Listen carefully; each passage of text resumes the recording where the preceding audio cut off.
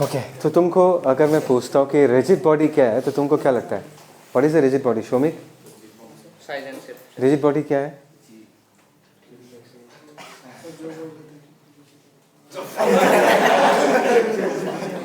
देखो नॉर्मल कोई गधा अगर आंसर देगा तो ये बोलेगा रिजिड बॉडी ऐसा बॉडी है जिसका शेप एंड साइज चेंज नहीं होता, राइट? मैं ये एक्सपेक्ट कर रहा था एटलीस्ट ये बोल दोगे। तो देखो रिजिड बॉडी का डेफिनेशन ऐसा नहीं है कि that is not the primary definition कि रिजिड बॉडी ऐसा एक बॉडी है जिसका शेप एंड साइज चेंज नहीं होता। देखो अगर हमारे पास एक बॉडी है उसमें अगर हमने किसी भी दो पॉइंट्स को चूज़ किया और उन दोनों पॉइंट्स के बीच का डिस्टेंस, उन दोनों पॉइंट्स के बीच का गैप अगर टाइम के साथ चेंज नहीं हो रहा तो वो है रिजिड बॉडी। और जब तक ये रूल फॉलो होगा तब तक वो रिजिड बॉडी होगा। तुमको मैंने एक लेदर बॉल पकड़ा दिया, क्या पकड़ा है? Leather ball. Is it a rigid body? Yes it can be. अगर बॉल ऐसे रखा हो then it's a rigid body. लेकिन वही बॉल जब बैट के साथ कांटेक्ट में आता है तो वो देखा होगा स्लो मोशन में क्या होता है, स्क्वीज होता है, मतलब the particles come close to each other and then they separate, right? In that case जिसको हमने रिजिड बॉडी बोला था वो अभी रिजिड रहा नहीं, राइट? तो इतना नहीं चाहिए, जस्ट रिवीजन कर रहे हैं, बस इतना याद रखना। रिजिड बॉडी ऐसा एक बॉडी है जिस बॉडी में अगर मैं कोई भी दो पॉइंट चूज़ कर लूँ उन दोनों पॉइंट्स के बीच का गैप जो डिस्टेंस होगा वो टाइम के साथ चेंज नहीं होगा, और जब तक चेंज नहीं होता तब तक वो रिजिड बॉडी है। Is that clear? And that is the reason कि कोई ऑब्जेक्ट अगर अपना शेप एंड साइज चेंज नहीं करता हम उसको रिजिड बॉडी बुलाते हैं, क्योंकि किसी भी दो पॉइंट्स के बीच का अगर गैप, अगर डिस्टेंस टाइम के साथ चेंज नहीं हो रहा तो एज अ होल वो बॉडी अपना शेप एंड साइज चेंज, तो दैट इज़ द रीज़न हमको वो फील आता है कि कोई अगर शेप एंड साइज चेंज नहीं करे वो रिजिड होगा। लेकिन प्राइमरी डेफिनेशन क्या है? Choose two points, distance between them is not going to change, right? अगर ऐसा है, ये अगर मैं कहता हूँ कि ये रिजिड बॉडी है, ट्राई टू अंडरस्टैंड, क्या बोला मैंने? ये रिजिड बॉडी है। Is that clear? तो लेट अस से इस पॉइंट का वेलोसिटी इधर है, let us say this is V A, and let us से इस पॉइंट का वेलोसिटी इस तरफ है, let us say this is V B, let us say this is alpha, this is beta. तो इस तरफ एक वेलोसिटी का कंपोनेंट आएगा, late us say this is we A cos alpha, इस तरफ एक कंपोनेंट आएगा वी ए साइन अल्फा, सुने हो ना? और इस तरफ एक कंपोनेंट आएगा that is V B cos beta, और इस तरफ क्या आएगा? This is V B sine beta. So ये जो पिक्चर है this is as seen through the eyes of a person is standing on the ground. ये जो पिक्चर है this is drawn with respect to frame of reference which is fixed with the ground.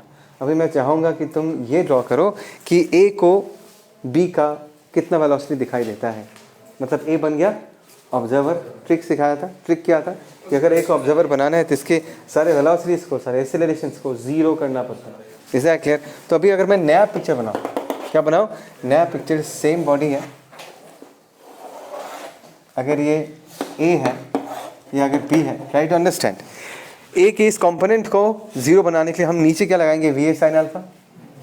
तो इस पे भी नीचे क्या लग जाएगा? V A sine alpha.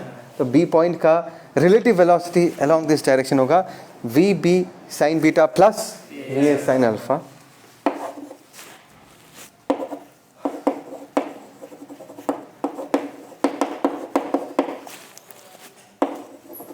समझ रहे हो? अच्छा, और इस वेलोसिटी को माइनस करने के लिए हमने पीछे क्या लगाया? We A cos alpha. हम इस पे भी पीछे वी ए कॉस अल्फा लगा देंगे, और लेट अस से वेलोसिटी रिजल्टेंट इस तरफ है, that is V B cos beta minus V A cos alpha. Is that clear? Can I say this is the velocity of separation? A B का distance अगर कोई बदल सकता है तो यही वेलोसिटी बदल सकता है, ये नहीं बदल सकता भाई। This is perpendicular to A B, so this is velocity of separation. ये मैं उल्टा भी लिख सकता था, अगर for example you know V A cos alpha बड़ा होता तो मैं इस तरफ लिख देता, कुछ भी हो सकता है, अप्रोच सेपरेशन कुछ भी हो सकता है। लेकिन मैं कहूँगा कि ये जो क्वांटिटी है it has to be equal to zero. बोलो क्यों? क्योंकि मैंने इसको बोला रिजिड बॉडी, और रिजिड बॉडी है तो इन दोनों डिस्टेंस के बीच का गैप का जो डिस्टेंस है वो टाइम के साथ चेंज नहीं हो सकता। तो रिजिड बॉडी के केस में किसी भी दो पॉइंट्स के बीच वेलोसिटी ऑफ अप्रोच या वेलोसिटी ऑफ सेपरेशन हमेशा क्या होगा? जीरो होगा। Is that clear? समझ में आया? तो ये क्वांटिटी अगर जीरो हो गया, ध्यान देना, ए को दिख रहा है कि बी के पास एक वेलोसिटी है जो ए बी के परपेंडिकुलर है, बिकॉज ए को लगेगा कि ए तो मूव नहीं कर रहा, राइट? तो बी के पास ये वेलोसिटी है और ए बी के परपेंडिकुलर है। तो ए को अगर मैं सेंटर मानता हूँ, ए बी को अगर मैं रेडियस मानता हूँ, ये वेलोसिटी क्या होगा? टेंजेंशियल। टू व्हाट, ए को बी का मोशन कैसे दिखाई देगा। Remember circular motion, circular motion में क्या होता था, एक सेंटर होता था, एक रेडियस होता था, और जो वेलोसिटी होता था वो रेडियस के परपेंडिकुलर होता था। तो हम ये कंक्लूड करेंगे कि ए को बी का मोशन जो है वो कैसा दिखाई देगा, वो सर्कुलर मोशन दिखाई देगा। कैसा दिखाई देगा, सर्कुलर मोशन। दैट मीन्स ये कहानी जो है वो सिर्फ एक के लिए वैलिड नहीं है, वो पूरे रिजिड बॉडी के किसी भी पॉइंट के लिए वैलिड है कि किसी भी पॉइंट के रेस्पेक्ट में बाकी सारे पॉइंट्स को देखा जाए तो बाकी सारा पॉइंट्स क्या कर रहा होगा, सर्कुलर मोशन परफॉर्म कर रहा होगा फॉर ए रिजिड बॉडी। बात समझ में आ रहा है मैं क्या कह रहा हूँ। अभी अगर तुमको कोई पूछे भाई बताओ कितना ओमेगा है, ओमेगा क्या होता है, वी बाई आर। वी तो तुम्हारे पास है ही है, velocity divided by A B, in this case radius is what, A B. ऐसे करके हम ओमेगा लिखते हैं। बोलो बात समझ में आई नहीं यार, ठीक है ना। अच्छा ओके फाइन। भार्गव ठीक, अभी हम रिजिड बॉडी का कितने टाइप्स ऑफ मोशन हो सकते हैं उसको डिस्कस करेंगे। सबसे पहले आता प्योर ट्रांसलेशनल मोशन। क्या था प्योर ट्रांसलेशनल मोशन? उसका डेफिनेशन क्या है कि कोई बॉडी अगर प्योर ट्रांसलेशनल मोशन करता है, हर एक पॉइंट का वेलोसिटी सेम होता है। क्या होता है, हर एक पॉइंट का वेलोसिटी सेम होता है। तो इस पॉइंट का v है तो इस पॉइंट का भी v होगा, इस पॉइंट का भी v होगा, इस पॉइंट का भी v होगा, इस पॉइंट का भी v होगा। हर एक पॉइंट का वेलोसिटी क्या होगा, सेम होगा। वेलोसिटी अगर सेम है, वो वेलोसिटी अगर हमेशा सेम है, वो टाइम के साथ बदल सकता है। अभी v है, कुछ देर के बाद v डैश हो सकता है, लेकिन v डैश अगर होगा तो हर एक पॉइंट के पास v डैश होगा। तो मैं कह सकता हूँ कि हर एक पॉइंट का एक्सीलरेशन भी क्या होगा, सेम होगा। याद रखना, लेकिन वेलोसिटी सेम है, वो अगर बदलता है तो rate of change of velocity भी सबका क्या होगा, सारे पॉइंट्स का सेम होगा। Is that clear? अच्छा अभी एक एग्जांपल देता हूँ कि अगर तुम्हारे पास ऐसा एक ऑब्जेक्ट है और वो ऐसा ऐसा मूव कर रहा है, ये कैसा टाइप ऑफ मोशन है? Can I say this is a pure translational motion? देखो सीन क्या है, in order to decide whether कोई बॉडी प्योर ट्रांसलेशनल मोशन कर रहा है नहीं कर रहा है, you choose two axis and fix it. अगर इन दोनों एक्सिस का ओरिएंटेशन चेंज नहीं हो रहा, अगर ओरिएंटेशन चेंज नहीं हो रहा तो वो प्योर ट्रांसलेशनल मोशन कर रहा है। सो अगर मैं ऐसे ऐसे करके मूव कर रहा हूँ इसको, कि इसका ओरिएंटेशन चेंज, ओरिएंटेशन में बेंड हो रहा है क्या? ये बेंड तो नहीं हो रहा ना, बेंड हो रहा है क्या? ये दिखाई दे रहा है नहीं दे रहा इधर? Is that clear? बेंड हो रहा है क्या? नहीं हो रहा, it is moving like this, right? तो ये क्या होगा, this will be A pure translational motion. बात समझ में आया? अगर जाते जाते ऐसा हो गया, ऐसा हो गया, प्योर रोटेशन भी नहीं होगा, मैं बताऊंगा इसके बारे में, बस इतना समझा कि ऐसा हो गया तो क्या हो जाएगा, this will not be A translational motion. ठीक है, बात ये समझ के रखना अच्छे से। ये हो गया ट्रांसलेशनल मोशन का कहानी। क्या सीखा, क्या ज़रूरी है, क्या याद रखना इंपॉर्टेंट है कि हर एक पॉइंट का वेलोसिटी, हर एक पॉइंट का एक्सीलरेशन सेम होगा। ये सबसे इंपॉर्टेंट चीज़ जो तुमको याद रखना है, कोई तुमको ये नहीं पूछेगा। समझ में है? Let's see this, let's talk about pure rotational motion. मतलब ये पंखा जो है, इस पंखा को चलाएंगे तो क्या होगा, it is going to perform pure rotational motion. आपको कैसे पता sir, what is the definition? देखो कोई बॉडी अगर प्योर रोटेशनल मोशन करता है, रोटेट करता है, तो एक्सिस होना बहुत ज़रूरी है। बिना एक्सिस का रोटेशन हो नहीं पाएगा। और अगर प्योर रोटेशन कोई करता है और अगर हम उस रिजिड बॉडी को अगर ध्यान से देखेंगे तो तुमको ये दिखाई देगा कि इस रिजिड बॉडी में तुम कोई भी पॉइंट चूज कर लो, चाहे ये पॉइंट हो, चाहे ये पार्टिकल देख लो, चाहे ये पार्टिकल देख लो, every particle will be moving in a perfect circle. Every point on the rigid body will be moving in a perfect circle with their centers lying on the same axis. इस circle का भी centre इसी axis पे है, इस circle का भी centre इसी एक्सिस पे है, इस सर्कल का भी सेंटर इसी एक्सिस पे है। और ये है definition of pure rotational motion, कि कोई बॉडी अगर प्योर रोटेशनल मोशन करता है, उस रिजिड बॉडी का क्या बोला मैंने, हर एक पॉइंट सर्कुलर मोशन करता है। और उन सारे सर्कल्स का जो सेंटर है, शौमिक सपना नहीं, हर एक सर्कल का जो सेंटर है वो कहाँ पर लाई करता है, एक्सिस पे ही लाई करता है। तो ये हो जाएगा प्योर रोटेशनल मोशन। बस, इज दैट क्लियर?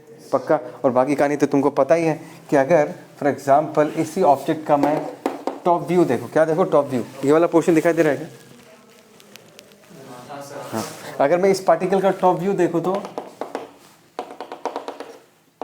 ऐसा सर्कल में घूम रहा होगा वो particle. Late us say this is the mith particle और इसका रेडियस कितना है, RI।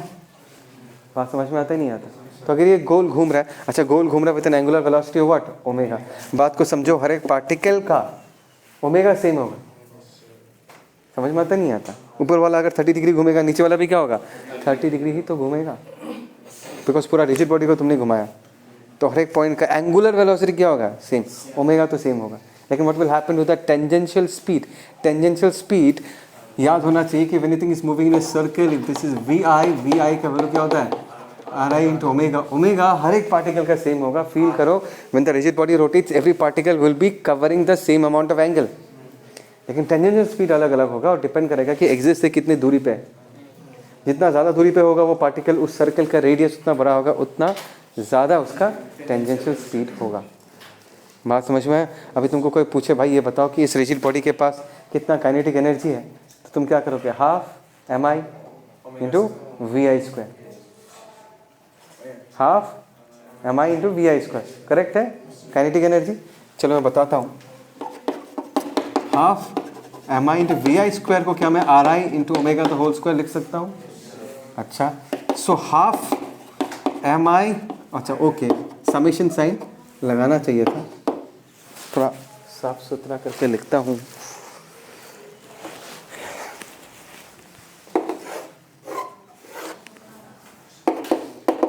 There is summation of half mi into vi square, ध्यान देना vi को हम क्या लिख सकते हैं, ri into omega the whole square. ध्यान देना, summation of half mi into ri square into what, omega square. Half तो समेशन साइन के बाहर चला जाएगा, समेशन साइन के अंदर क्या बचेगा, mi ri square, omega square भी कांस्टेंट है, ये बाहर चला गया। इसको तुम पहचानते हो, summation of M I into R I square. मैं ये एक्सपेक्ट करके पढ़ा रहा हूँ कि तुमको थोड़ा बहुत तो आता है। This is actually the expression for what, moment of inertia. तो ये एक्सप्रेशन कितना हो जाएगा, that is half I omega square, half M V square का भाई। बात को समझ में आ रहा है नहीं आ रहा? एम का पार्टनर कौन हो गया, आई, वो इनर्शिया था, ये मोमेंट ऑफ इनर्शिया है, मैं बताऊँगा इसके बारे में। और वहाँ पर लीनियर वेलोसिटी है, तो यहाँ पर क्या है, angular velocity. Is that clear? तो ये हो गया कहानी प्योर ट्रांसलेशनल मोशन का। तीसरा कैटेगरी, सबसे important category, combined translation and rotational motion. दिमाग में एक चलते हुए गाड़ी का चक्का आना चाहिए। एक चलते हुए गाड़ी का चक्का क्या करता है, रोटेट भी करता है, और वो जिस एक्सिस के अबाउट रोटेट करता है वो एक्सिस भी आगे ट्रांसलेट करता है। बिकॉज अगर ये गाड़ी का चक्का है, ध्यान देना, इसका जो ये वाला पॉइंट है, जो एक्सिस है, वो घूमता नहीं है, टायर उसके चारों तरफ घूमता है, वो घूमता नहीं। वो क्या करता है, वो वी वेलोसिटी से आगे ट्रैवल करता है। जो एक्सिस है वो वी वेलोसिटी से आगे ट्रैवल करता है, और उसी एक्सिस के अबाउट पूरा चक्का गोल घूमता है। सो ये क्या होगा, दिस इज ओमेगा। समझ में आया? So what is combined translational and rotational motion? There will be an axis and the body will be rotating about that axis, and the axis itself will be translating. So that will give rise to what, combined translational and rotational motion. Is that clear? ठीक है ना Bhargava? Okay fine. देखो अभी एक concept पढ़ाऊंगा जो कि problem solving में बहुत बहुत ज़्यादा ज़रूरी है। देखो एक पुली है, पुली के अराउंड एक रस्सी रैप होकर ऐसा जा रहा है, और मैंने बोला कि रस्सी और पुली के बीच कोई स्लिपिंग नहीं है। What do you mean by slipping नहीं है? स्लिपिंग नहीं होने का मतलब है कि बोथ द सरफेसेस एक साथ मूव करें। There is no relative motion between the surface. Is that clear? You need to understand, ये जो पुली है this is performing pure rotation, और ये जो ब्लॉक है that is performing pure translation. Is that clear? अभी इस नो स्लिप कंडीशन को अप्लाई करके हम रोटेशनल मोशन के पैरामीटर्स को ट्रांसलेशनल मोशन के पैरामीटर्स के साथ लिंक करेंगे। Is that clear? कैसे, देखो ध्यान से।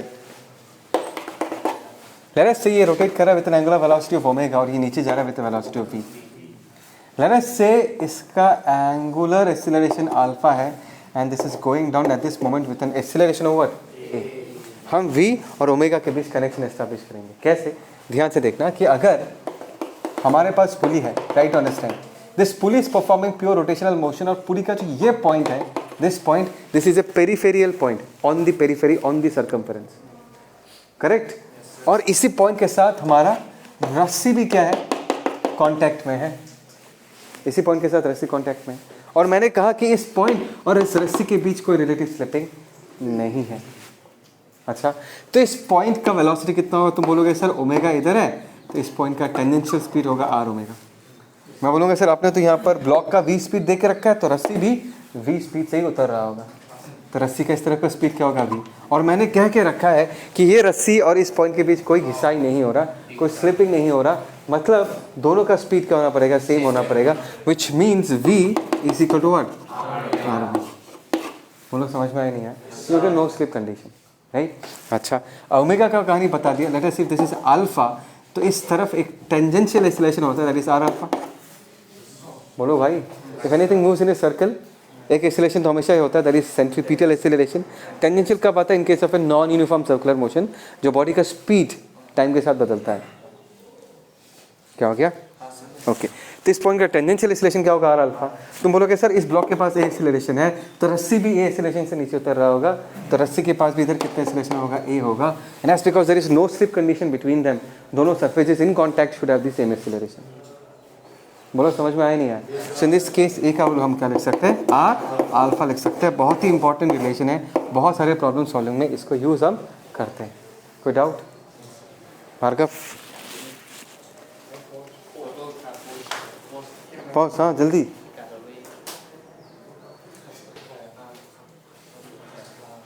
अच्छा, एनएलएम में जब हमने मास स्टडी किया था, तो मास को हम इनर्शिया बोलते हैं, right. It is the measurement of energy. ऐसा क्यों? चलो मैं बताता हूँ, तुम लोग कोशिश मत करो बोलने। इनर्शिया एक बॉडी के अपने स्टेट को कंटिन्यू करने का टेंडेंसी रिप्रेजेंट करता है। इनर्शिया एक बॉडी का खुद का स्टेट की कंटिन्यू करने का टेंडेंसी रिप्रेजेंट करता है।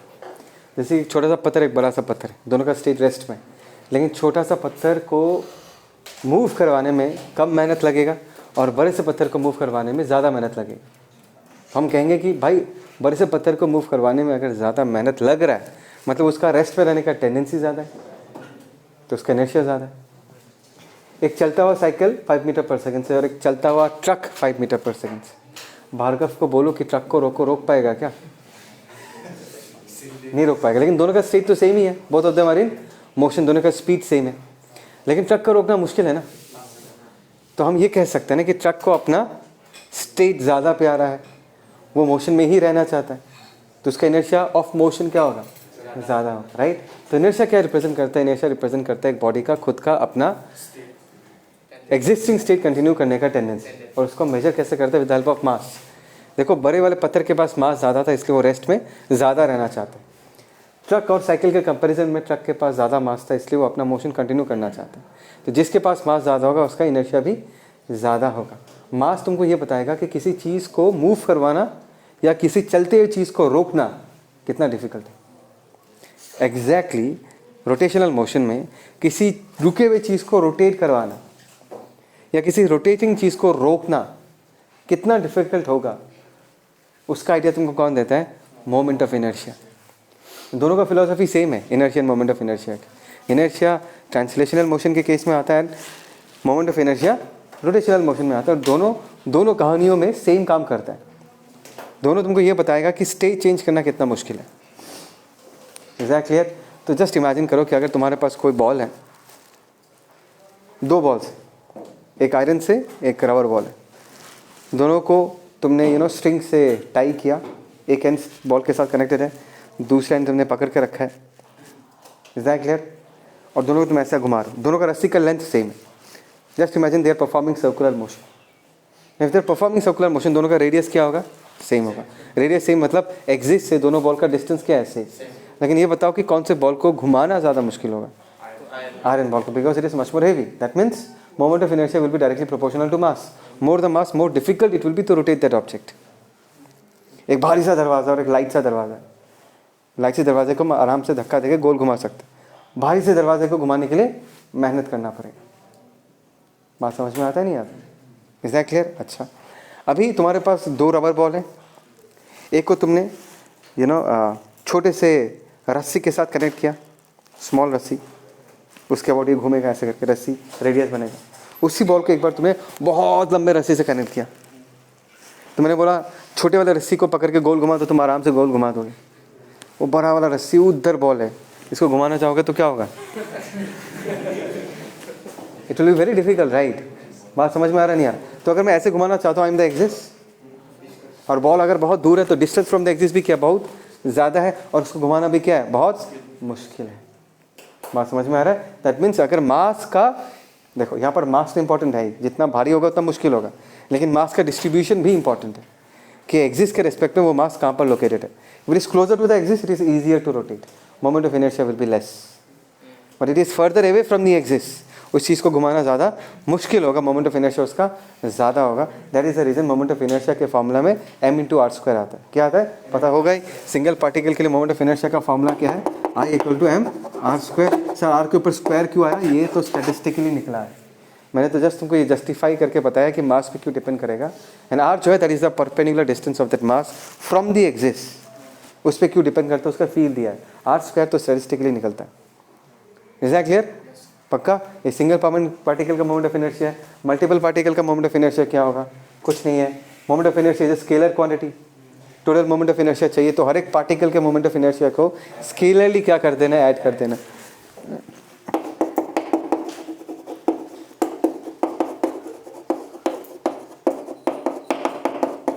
समझ रहे हो मैं क्या कह रहा हूँ?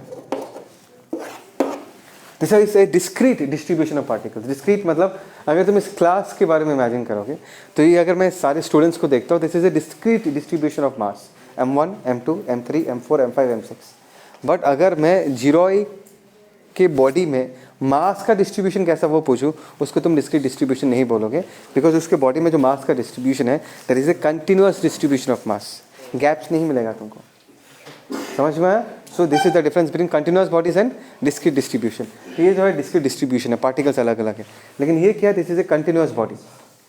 ऐसे केस में मोमेंट ऑफ इनर्शिया कैसे डिफाइन करोगे, टू रिमेन द सेम, सिर्फ समेशन की जगह तुम क्या इंट्रोड्यूस कर दोगे, इंटीग्रेशन, मास की जगह dm, एंड dm का परपेंडिकुलर डिस्टेंस कितना है, एक्सिस से r, integration of dm/r²। Is that clear? ऐसे बहुत सारे रिजिड बॉडीज का मैं मोमेंट ऑफ इनर्शिया का फॉर्मूला बताऊंगा, डिराइव नहीं करूंगा, नहीं चाहिए डिराइवेशन। आई होप से तुमको याद भी होना चाहिए, वो सब एक बार फटाफट डिस्कस कर लेते। भार्गव,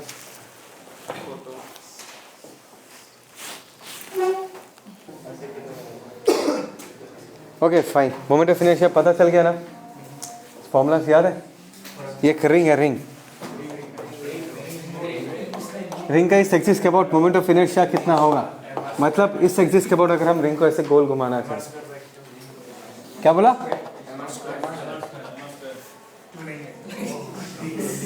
ठीक है ना?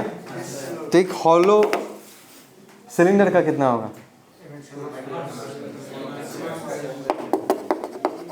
ये भी m/² ही होगा, जहाँ पर m जो होगा that is the mass of the cylinder. ऐसा क्यों? बिकॉज अगर मैं तुमको इसका एलिमेंटल पार्ट पूछूं, क्या है इसका एलिमेंट, रिंग ही तो होगा। पहला रिंग का m/², दूसरी रिंग का m/², तीसरी रिंग का m/², ऐड करते जाओगे तो फाइनली क्या मिलेगा, m/² ही मिलेगा। हाँ, m होगा मास ऑफ द सिलेंडर, लेकिन फॉर्मूला का पैटर्न तो एक्जैक्टली सेम होगा। मतलब ऐसा इमेजिन कर लो कि इसको अगर मैं कंप्रेस कर दूँ तो रिंग बनेगा, रिंग को पकड़ के खींच दो तो ये बनेगा, तो फॉर्मूला क्या होगा, एक्जैक्टली सेम। बात समझ में आया? ये हो गया डिस्क। क्या ये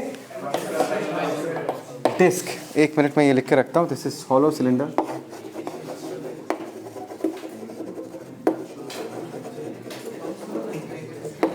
ये अगर डिस्क है, ध्यान से सुनो, इस एक्सिस के अबाउट अगर हम इसको घुमाना चाहते हैं तो इसका मोमेंट ऑफ इनर्शिया कितना होगा, m/²/2। और उसी लॉजिक को अगर यूज़ करके हम ये पूछा जाए कि इस सॉलिड सिलेंडर का कितना होगा, वो भी m/²/2 ही होगा इसी एक्सिस के अबाउट। हाँ, लेकिन मास किसका होगा, सिलेंडर का होगा। एग्जैक्टली, रॉड का याद है कि इस रॉड को इस एक्सिस के अबाउट पंखा जैसा अगर घुमाना, ml²/3 होता है। हे भगवान, क्या होता है, ml²/3, और सेंटर के थ्रू पास करता है। एग्जैक्टली, तो ये अगर तुम्हारे पास एक रेक्टेंगुलर प्लेट है और ये हो गया एक्सिस, इसको पंखा जैसा घुमाना है, तो इस एक्सिस के अबाउट इसका कितना होगा मोमेंट ऑफ इनर्शिया, ml²/3 ही होगा। क्यों? बिकॉज इसका एलिमेंटल पार्ट एक बार विजुलाइज करो, एक रॉड ही है, तो rod rod rod rod rod करते जाऊंगा तो रेक्टेंगल मिल जाएगा। तो इस एक्सिस के अबाउट भी इसका मोमेंट ऑफ इनर्शिया कितना होगा, कैपिटल M l²/3, और इसके अबाउट क्या होगा, ml²/2। याद रहेगा ये चीज़? कोई डाउट भार्गव?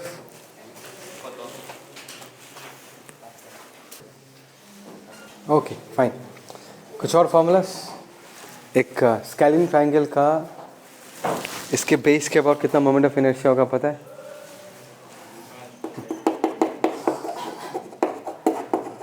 एच का एच इज द ऑल्टीट्यूड. किसका ऑल्टीट्यूड? तुमने जिस साइड को अपना बेस माना है उसके परपेंडिकुलर हो, वो होगा एम एच स्क्वायर बाई 6. अगर तुमने इसको अपना एक्सिस माना था कि इसके अबाउट कितना घूमेगा, तब ये वाला एच का काम करेगा. समझ में आया? Okay fine.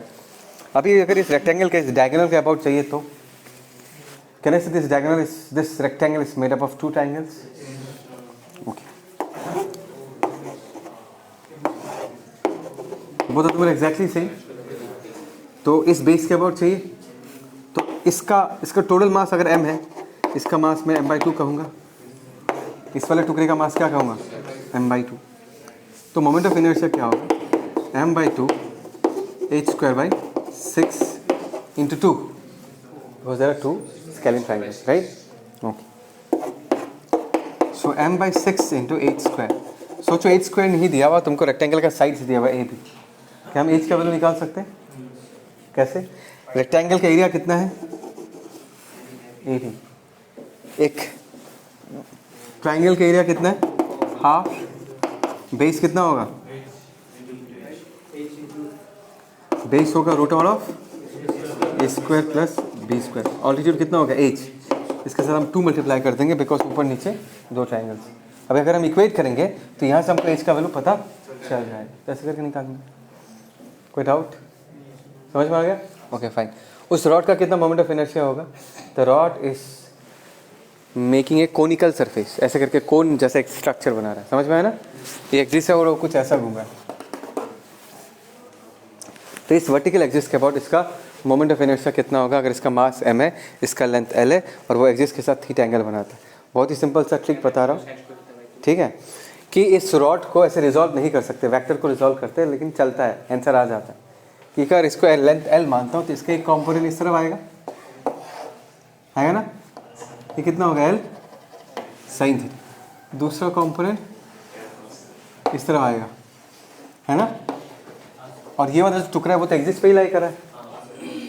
तो एक्सिस पे अगर लाई करता है इसका मोमेंट ऑफ इनर्शिया तो 0, तो सिर्फ इसके लिए मोमेंट ऑफ इनर्शिया आएगा. और ध्यान से देखो, दिस इज सिंपल लाइक ये एक्सिस है और इस रॉड के एच के थ्रू पास कर रहा है.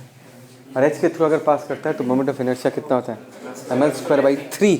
सो moment of inertia in this case is m.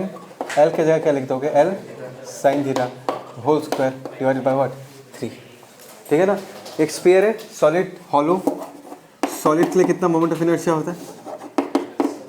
आवाज़ नहीं आ रहा. और हॉलो के लिए? मैं आ रहा हूँ निहार, रुक जा. 2/3 बाहर बोलो भाई. अभी ना हम एक मोमेंट ऑफ इनर्शिया को लेके एक थ्योरम है, 2 थ्योरम्स हैं, परपेंडिकुलर एक्सिस थ्योरम. सबसे पहले वो स्टडी करेंगे. कुछ याद है? नहीं चाहिए, मैं बताता हूँ, सुनो. Perpendicular axis theorem is only valid for laminar rigid bodies. Sheets के लिए वैलिड. क्यों? बिकॉज यहाँ पर हम 3 एक्सिस को लेकर बात करेंगे जिसमें 2 एक्सिस उस पर सोया हुआ रहे. एक्स एंड वाई सोया हुआ है और जेड जो है वो उस प्लेन लैमिना के परपेंडिकुलर है. ठीक है? तो थ्योरम क्या बताता है? थ्योरम ये बताता है कि जो परपेंडिकुलर एक्सिस है इसके अबाउट जो मोमेंट ऑफ इनर्शिया होगा कितना होगा? जैसे दैट इज आई जेड बराबर I x plus I Y होता है. तो X and Y are the सोया हुआ axis and Z is the perpendicular axis, right? ये पॉइंट क्या होगा? दिस पॉइंट जहाँ पर इंटरसेक्ट होता है वो क्या होगा? इसको सेंटर ऑफ मास कभी नहीं मानना. बहुत लोग ये बोलते हैं कि नहीं, इंटरसेक्शन जहाँ पर है वो क्या होगा? Centre of mass. ऐसा कुछ भी नहीं है. बॉडी के किसी भी पॉइंट में ये वैलिड है. Origin can lie anywhere on the rigid body. Is that clear? इसका काम क्या है? काम हम यहाँ पर देख के समझ सकते हैं. तुमको याद है ना, हमने इस एक्सिस के अबाउट एक रिंग का, अगर एक रिंग है जिसका मास हमने m बोल के रखा है और इस एक्सिस के अबाउट इसका मोमेंट ऑफ इनर्शिया कितना कहा था? mr स्क्वायर कहा था ना, mr स्क्वायर. तो ये बन गया हमारा z एक्सिस. आई जेड कितना हो गया? mr square. भूलो मत, आई जेड कितना हो गया? mr square. और हमने अभी 2 नया एक्सिस बनाया जो कि तुम्हारे रिंग के प्लेन पे सोया हुआ है. एक तो हो गया late us say this is x, late us say this is y. एक बात बता देता हूँ फिर से, मोमेंट ऑफ इनर्शिया तुमको ये बताता है कि एक बॉडी को रोटेट करना कितना मुश्किल है, और डिपेंड किस पे करता है, मास पे डिपेंड करता है और मास के डिस्ट्रीब्यूशन पे डिपेंड करता है। एक बात बताओ, अगर मैं एक्स एक्सिस को देखूँ और एक्स एक्सिस के अराउंड जैसा मास का डिस्ट्रीब्यूशन है, वाई एक्सिस के अराउंड भी वैसा ही मास का डिस्ट्रीब्यूशन है। एक्स एक्सिस अगर ऐसा मानो यहाँ एक चांद ऊपर एक चांद, वाई एक्सिस को इधर मानो यहाँ पर भी एक चांद यहाँ पर भी एक चांद, दोनों मास डिस्ट्रीब्यूशन के एग्जैक्टली सेम है ना। So by common sense we can say कि आई एक्स बराबर आई वाई होना ही पड़ेगा। एक्स के अबाउट जितना मोमेंट ऑफ इनर्शिया आएगा, वाई के अबाउट भी उतना ही मोमेंट ऑफ इनर्शिया आएगा। अभी अगर तुमने मुझे पूछा कि सर आप बताओ कि आई एक्स कितना है, मैं तो बोलूँगा I x plus I Y is equal to what I Z, and I Z कितना था M R square. So I X हो या आई वाई हो दोनों सेम है, and that will be equal to what M R square by 2। समझ में आया? इसमें सीखने वाली चीज़ क्या है, सिमेट्री मैंने यूज़ किया। एक्स एंड वाई एक्सिस के अराउंड जो मास का डिस्ट्रीब्यूशन है दैट इज एग्जैक्टली सेम। ठीक है। सिमिलरली ये तुम्हारे पास एक रेक्टेंगुलर प्लेट है, दिस इज ए वाला साइड, दिस इज बी वाला साइड। तुमको पूछा गया है कि ये जो एक्सिस है, मेरा पेन दिख रहा है, दिस इज जेड एक्सिस, इसके बाद मोमेंट ऑफ इनर्शिया कितना है। तो मैंने ये एक्सिस माना, ये एक्सिस माना जो कि तुम्हारे रेक्टेंगुलर प्लेट के प्लेन में सोया हुआ है ना। This is x, this is what y, and this is z. तो आई जेड अगर हमको बताना है that is equal to what i x plus I y. Can you say what is i x in this case, i x कैसे करोगे, फटाफट इस axis को देखो और इस रेक्टेंगल को रॉड में कन्वर्ट कर दो। कैसे मैंने इसको धक्का दिया, एक रॉड बन गया, ऐसा फील आया नहीं आया। तो इस रॉड का इस एक्सिस के अबाउट मोमेंट ऑफ इनर्शिया कितना होता है, एम एल स्क्वायर बाई 12। इस पूरे प्लेट का भी क्या होगा, M L square by 12। L in this case B है, इसका मास एम है प्लेट का, तो क्या होगा M B square by 12 plus I Y क्या होगा, इसके अबाउट चाहिए। तो इस रेक्टेंगुलर प्लेट को स्क्वीज करके ऐसे एक रॉड बना दो, और इस रॉड का कितना होगा M A square by 12, plate का भी कितना होगा एम ए स्क्वायर बाई 12 इसी एक्सिस के अबाउट। समझ में आया? तो कितना होगा that is M A square by 12। बात को समझो, ये एक्सिस का मतलब क्या है कि इसके अबाउट अगर घुमाओगे तो कितना डिफिकल्टी लेवल है। इस एक्सिस से मतलब इसके अबाउट घुमाऊंगा मतलब ऐसा घुमाऊंगा तो कितना डिफिकल्टी लेवल है, और इस एक्सिस के अबाउट मतलब ऐसा घुमाऊंगा पंखा जैसे, तो कितना डिफिकल्टी लेवल है, right. So this is how we use perpendicular axis theorem. कोई डाउट?